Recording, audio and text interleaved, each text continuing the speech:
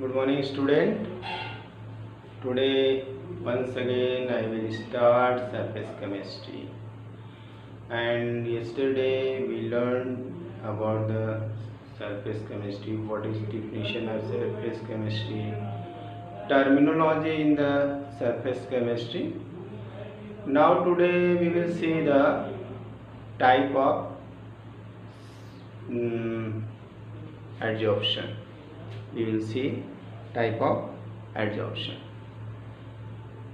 As you know that adsorption is a surface phenomena. It occurs on surface. Now the type of adsorption is of two types. One is the phase adsorption, one is the chemisorption.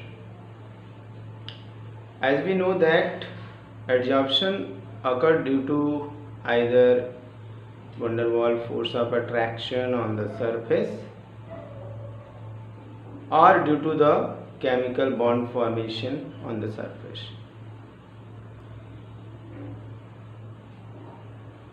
If the adsorption on the surface is due to weak van der Waals force of attraction between the gas molecules or any substance on the surface, then it is known as phase adsorption. Okay, phase adsorption is the adsorption due to the weak van der Waals force of attraction on the surface. Here is the surface and some molecules come on the surface due to the van der Waals attraction. Suppose this is the adsorbent and this one is the adsorbate. Okay, when weak van der Waals force create between this surface, as you know that I have told in the mechanism how the force of attraction is created. You know that the molecules on the surface have unbalanced force. Due to unbalanced force, they create attraction force. In case of the phase adsorption, there is a weak van der Waals force of attraction due to which molecule comes to attract on the surface. Okay, this is also known as van der Waals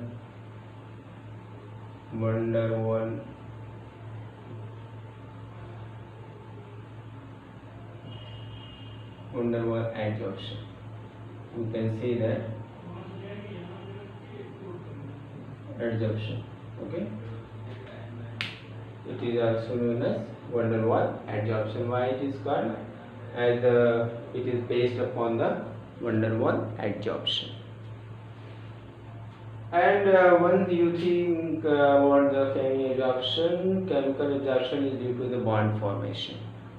In this type of adsorption, due to some high temperature than the phase adsorption, it takes place on the chemical surface.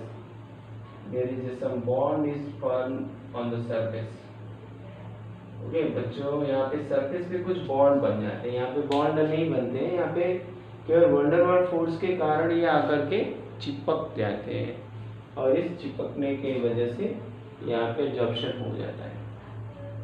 लेकिन यहाँ पे क्या है कि chemical bond formation होगा, तो इसलिए इसको हम केमिसॉर्प्शन कहते हैं. तो हमारा पहले यहाँ पे डेफिनेशन जानिए phase adsorption क्या है. When adsorption on the surface takes place due to the van der Waals force of attraction between the adsorbent and adsorbate molecule, then it is known as physical adsorption or van der Waals adsorption or phase adsorption. ठीक है, तो ये हमें जानिए कि अगर किसी surface पे weak van der Waals force के कारण एडसॉर्प्शन हो रहा है तो उसे कहेंगे हम phase adsorption, और उसे हम van der Waals एडसॉर्प्शन कहेंगे या उसे हम फिजिकल एडसॉर्प्शन कहेंगे.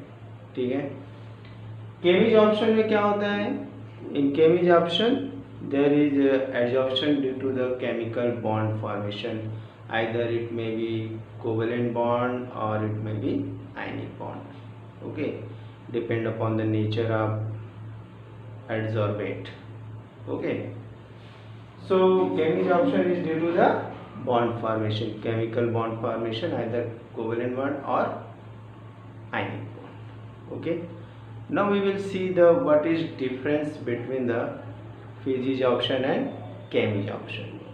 What is difference between the physisorption and chemisorption? As you know that here works a weak van der Waals force. In case of physisorption, a weak van der Waals force work on it. Therefore, it is not a specific type. Means any gas. In case of physisorption, any gas can come on the surface of the adsorbent. There is no specificity for the such type of adsorption. Means कहने का मतलब ये है कि किसी surface पे कोई भी चीज़ आकर के एड्सॉर्ब हो सकती है, कोई भी वहाँ पे स्पेसिफिसिटी नहीं है कि इस सरफेस के ऊपर इस यही पर्टिकुलर गैस आएगी, पर्टिकुलर मॉलिक्यूल आएगा, ऐसा कुछ भी नहीं है, ऐसा कुछ भी नहीं है। फिजिसॉर्प्शन में कोई स्पेसिफिसिटी नहीं होती है, कोई भी गैस किसी भी सरफेस पे आकर एड्सॉर्ब हो सकती है।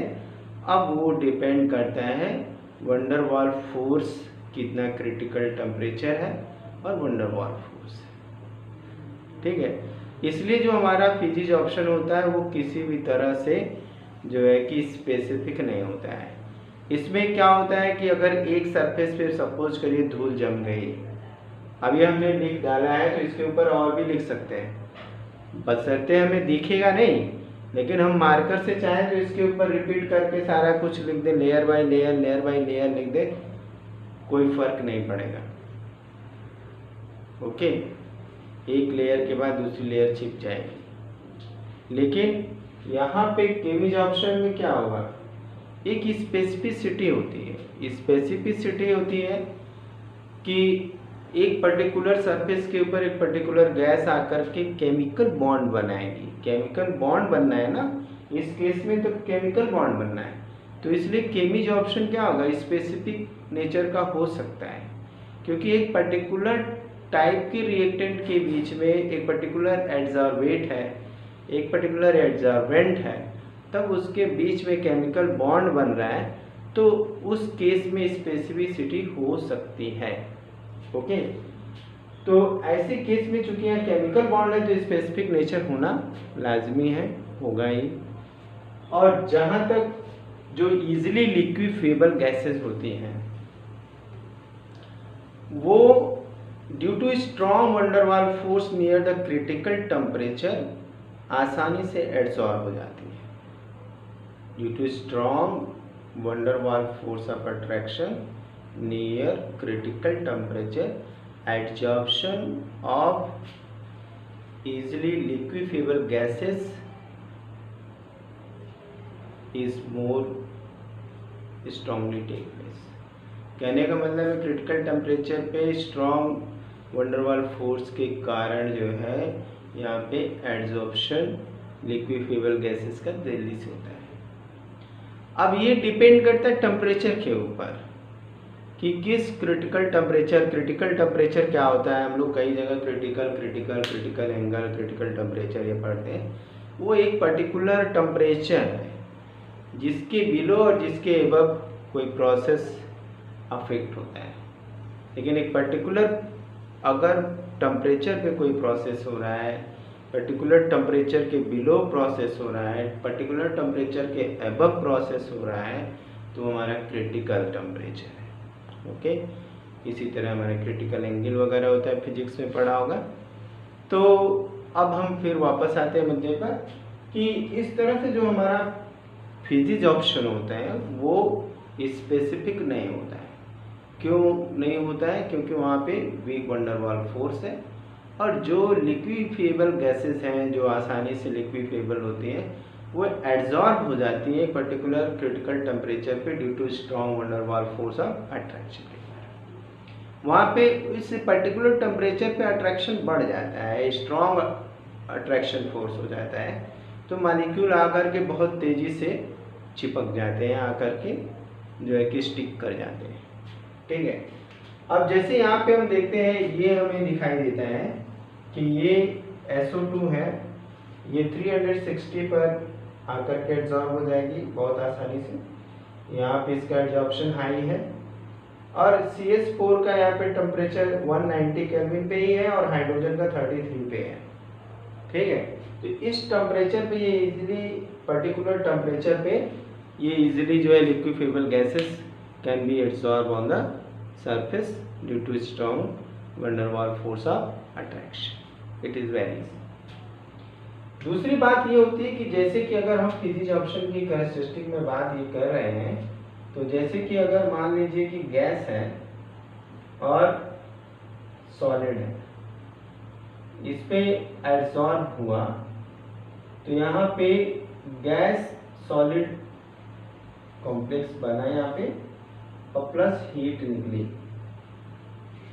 तो अब इसका मतलब ये, पहले हीट निकली तो मतलब एक्सोथर्मिक है।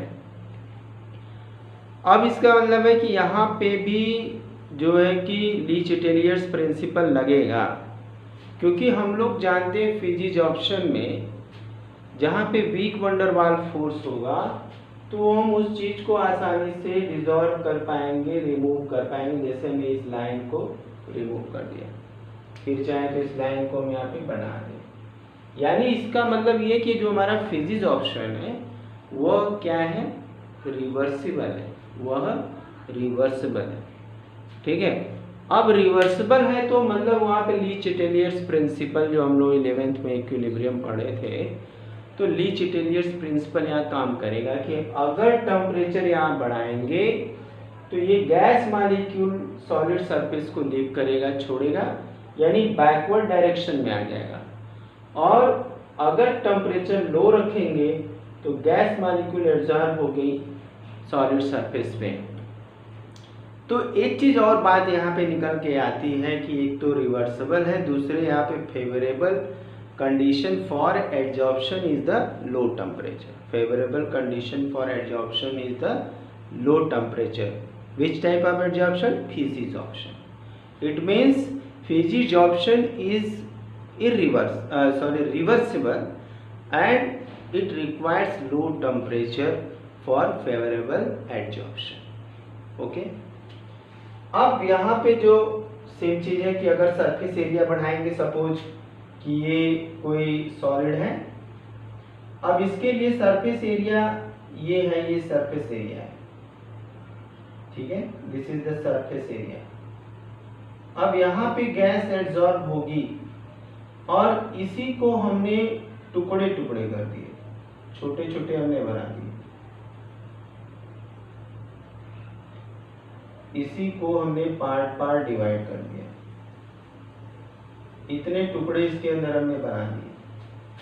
तो यहाँ पे सरफेस एरिया बढ़ गई, कुछ नई सरफेसेस एरिया आ गए, यहाँ पे कुछ न्यू सरफेस एरिया आ गई। अब कुछ न्यू सरफेस एरिया आ गई तो यहाँ पे एब्जॉर्प्शन क्या हुआ, बढ़ गया। इसका मतलब इसके कंपैरिजन में यहाँ पे कई गुना सरफेस एरिया बढ़ने से एब्जॉर्प्शन बढ़ गया। तो इसका मतलब है कि अगर हम यहाँ पे इसको पाउडर बना दें, इसको एकदम पाउडर के फॉर्म में कन्वर्ट कर दें, तो एब्जॉर्प्शन और तेजी से होने लगेगा। एब्जॉर्प्शन क्या होगा, और तेजी से होने लगेगा। आई बात समझे? एब्जॉर्प्शन क्या होगा, और तेजी से होगा।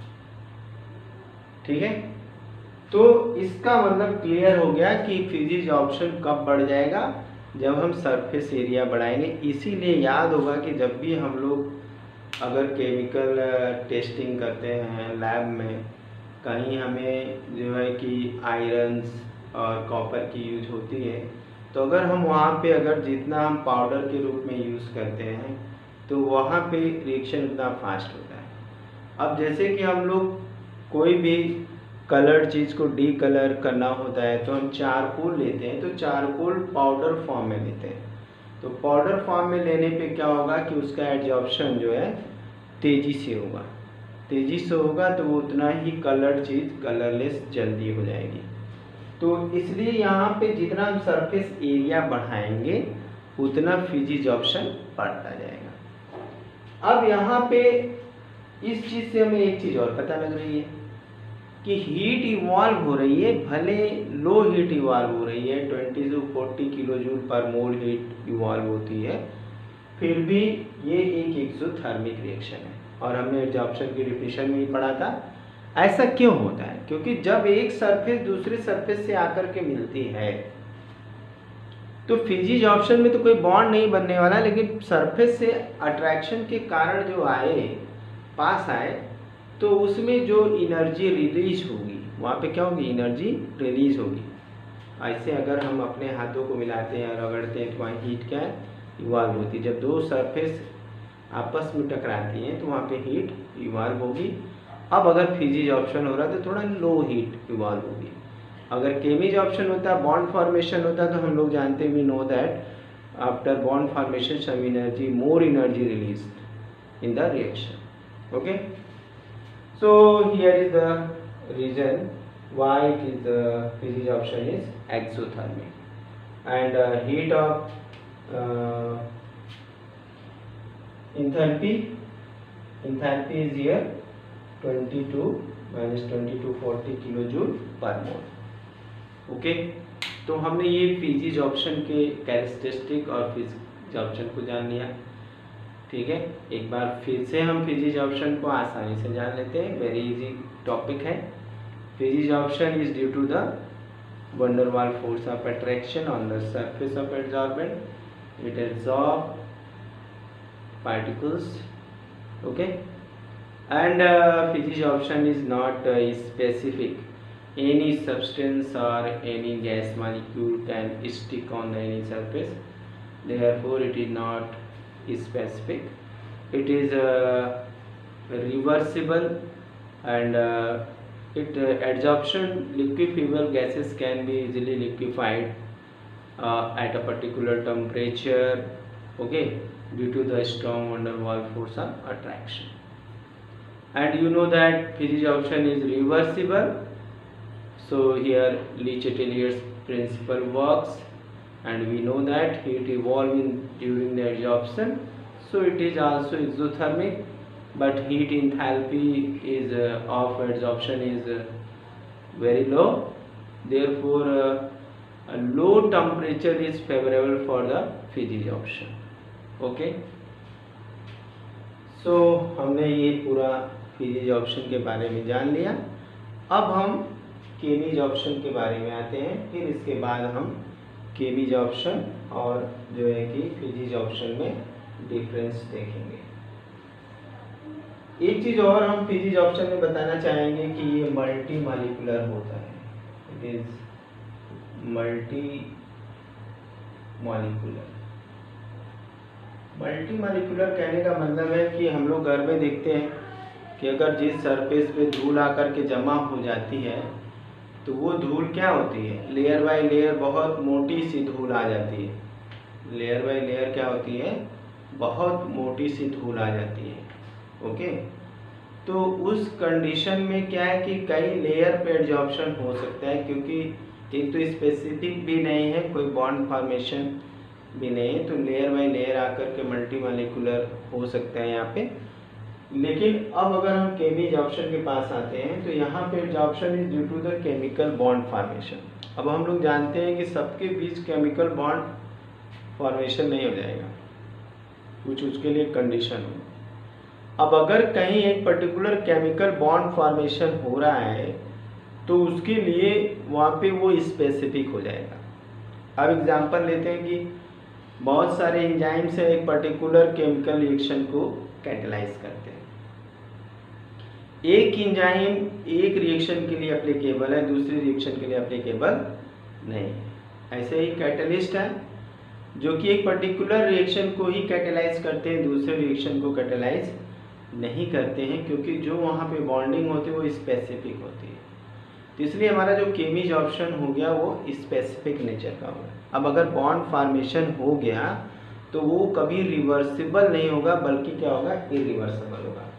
यानी कि यहाँ पे जब सरफेस के ऊपर बॉन्डिंग हो गई तो अब उसको हम इजीली डिज़ोल्व नहीं कर पाएंगे। उसे डिज़ोल्व करने के लिए हमें या तो बहुत ज़्यादा टेम्परेचर बढ़ाना पड़ेगा या कुछ दूसरे केमिकल जो कि एडजॉर्बेट को डिज़ोल्व कर सके उनको यूज़ करना पड़ेगा।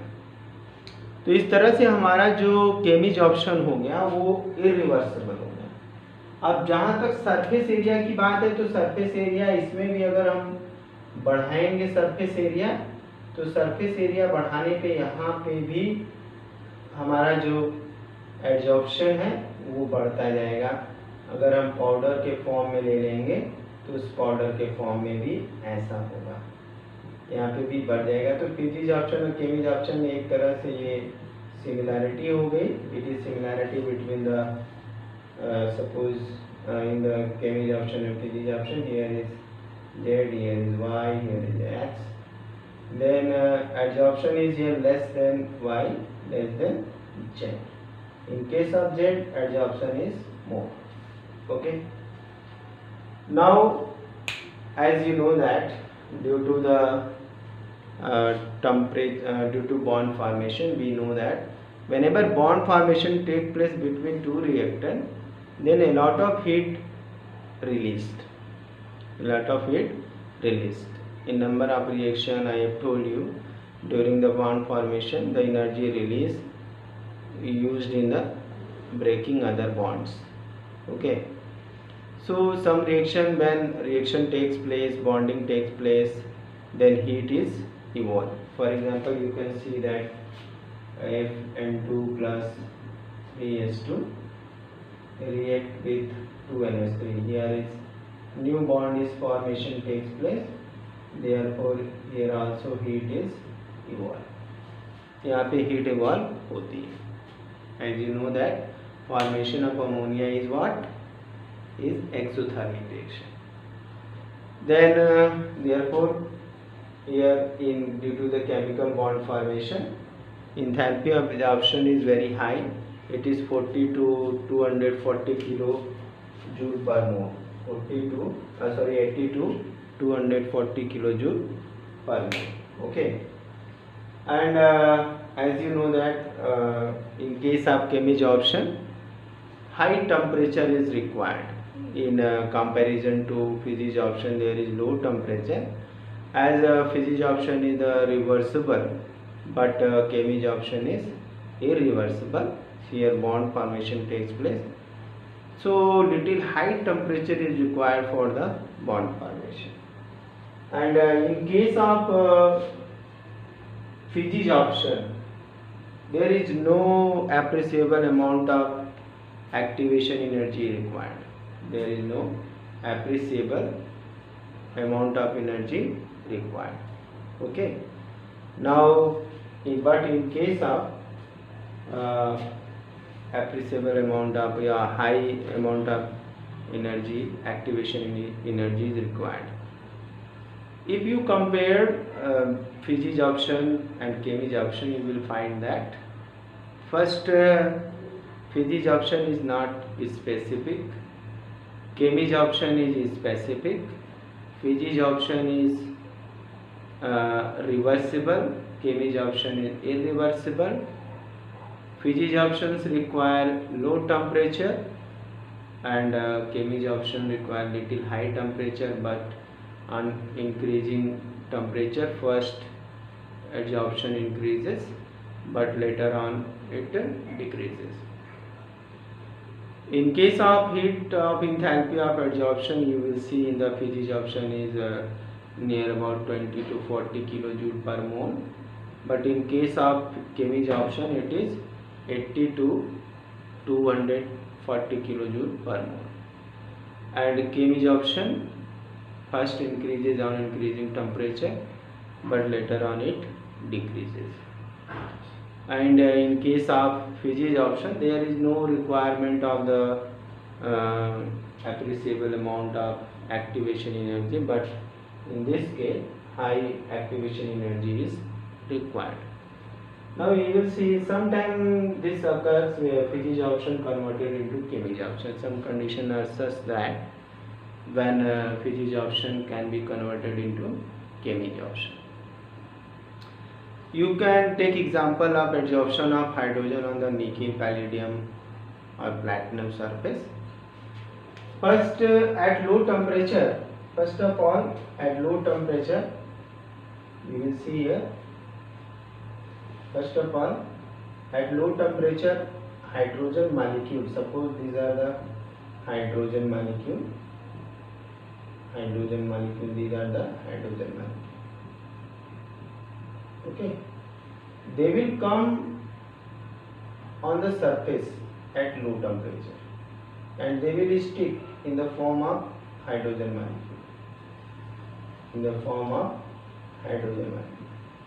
but on increasing temperature they will converted into atomic form, okay. In this case, physisorption is converted into chemisorption on increasing temperature. How? Once again, when hydrogen molecule get adsorbed on the nickel surface, first they come on the surface due to the van der Waals force of attraction at low temperature. But on increasing temperature on the same surface, molecular hydrogen is converted into atomic hydrogen. Okay, this way physisorption is converted into chemisorption. Thus the whole scenario is clear about the physisorption, chemisorption, and difference between the physisorption and chemisorption. I hope all of you understand about this.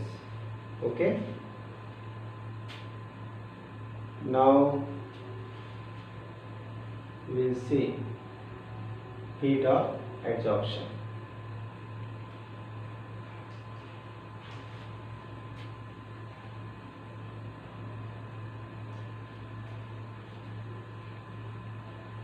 What is heat absorption?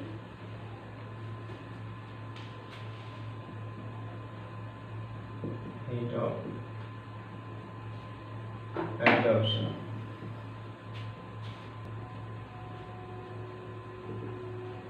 Or you can say enthalpy of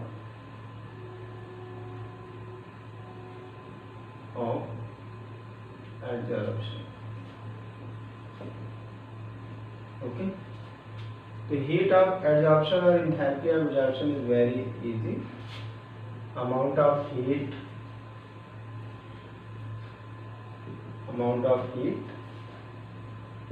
released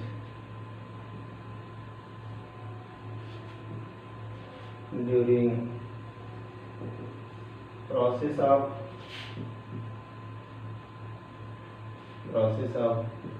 adsorption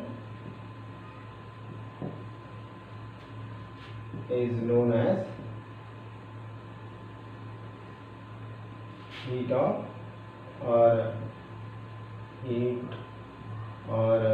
enthalpy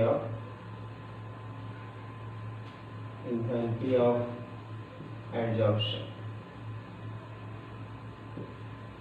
Okay. In case of physisorption,